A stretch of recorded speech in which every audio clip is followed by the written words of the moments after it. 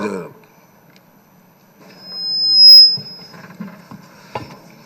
పదహారవ శాసనసభ సభాపతిగా మిమ్మల్ని ఏకగ్రీవంగా ఎన్నుకున్నందుకు హృదయపూర్వక శుభాభినందనలు తెలియజేస్తూ, నన్ను ఎంపిక చేసిన సభానాయకులు చంద్రబాబు నాయుడు గారికి, ఎన్నుకున్న నా ఉండి నియోజకవర్గ ప్రజలకు, శాసనసభ్యుడిగా నాకు మొట్టమొదటిసారిగా మాట్లాడే అవకాశం ఇచ్చినందుకు మీకు నా ధన్యవాదాలు తెలియజేస్తున్నా.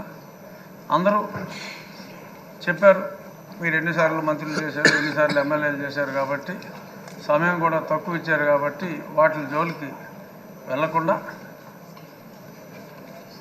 ఎన్నో దశాబ్దాలుగా నేను మీకు చిరపరిచితుడిని అయినప్పటికీ సభలో చెప్పుకోవాల్సిన అంశాలు కొందరే ఆ పేరుకి సార్థకత తీసుకొస్తారు. చిన్నవారికి అయ్యగా, మీ తోటి వయసులందరికీ అన్నగా, రాష్ట్ర ప్రజలందరికీ ఎంతో ప్రీతిపాత్రుడుగా, అయ్యన్న పాత్రుడుగా పరిపూర్ణమైన పేరు మీకు మీ తండ్రి గారు పెట్టారో తాతగారు పెట్టారో, ముందుగా వారికి నా ధన్యవాదాలు తెలియజేస్తూ, ఈ సభ పామరులందరికీ అర్థమయ్యేలాగా సరళమైన భాషలో మీరు మాట్లాడతారు. అందులో గర్వం లేదు, సరళమైన భాషే మీరు ఎప్పుడు మాట్లాడారు. ఇప్పుడు మీరు పిఆర్ కాలేజీలో చదువుకున్నప్పుడు ఒక గ్యాంగ్ లీడర్గా, రాజకీయాల్లో ఇప్పుడు ఒక మాస్ లీడర్గా, ఇప్పుడు మా శాసనసభను ఒక తరగతిగా భావిస్తే క్లాస్ లీడర్లా కాకుండా ఒక క్లాసిక్ లీడర్గా మీరు ఉంటారు అనే పరిపూర్ణ విశ్వాసం మా అందరికీ కూడా ఉంది.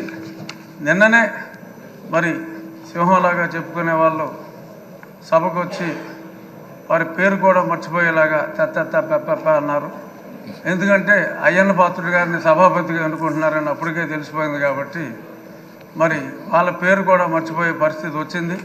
అంచేత వాళ్ళు ఎప్పట్లాగా అలాగే ఆ సీట్లన్నీ ఖాళీగా ఉంటాయేమో, మరి ప్రతిపక్ష పాత్ర పోషించాలి అంటే మరి పాలకపక్షంలోనే అందరికీ కూడా మీరు మాట్లాడే అవకాశం, కేవలం పొగడ్తలకే పరిమితం కాకుండా, మంత్రులకే అవకాశం కాకుండా, మాలాంటి శాసనసభ్యులందరికీ కూడా మీరు తప్పకుండా అవకాశం ఇవ్వాలి. సోదరుడు మనోహర్ గారు చెప్పినట్టు మాజీ స్పీకర్ గారు అందరికీ కూడా డిబేట్లో మాట్లాడి, ఒక శాసనసభ్యుడికి శాసనసభలో గౌరవం ఉన్నప్పుడే వారి వారి అసెంబ్లీ స్థానాల్లో కూడా వారికి గౌరవం ఉంటుంది. శాసనసభ్యులందరి గౌరవం కూడా మీరు కాపాడగలరు అని మనస్ఫూర్తిగా భావిస్తూ, మరిన్ని ఉన్నత శిఖరాలు ఒక రాజకీయ నాయకుడిగా, ఒక ప్రజల మనసు దోచుకున్న వ్యక్తిగా మీరు మరింత ఉన్నత శిఖరాలకి ఎదగాలని, మిమ్మల్ని మేము ఎప్పుడూ కూడా రాష్ట్ర ప్రజలు కూడా బీసీ నాయకుడిగా చూడలేదు. కొందరు నాయకులు ఇప్పుడు అన్నారు బీసీ నాయకుడు అని, కానీ ప్రజలందరి మన్నన ఉన్న అపరూపమైన నాయకుడు మా అయ్యన్న పాత్రుడు అని చెప్పి, ఒక వర్గానికి మిమ్మల్ని పరిమితం కాదు, అందరి నాయకుడు మా అయ్యన్న పాత్రుడు, అందరి పాత్రుడు మా అయ్యన్న పాత్రుడు అని చెప్తూ all the best sir. Anjaneyulu గారు ప్లీజ్ కొంచెం సమయం పాటించండి.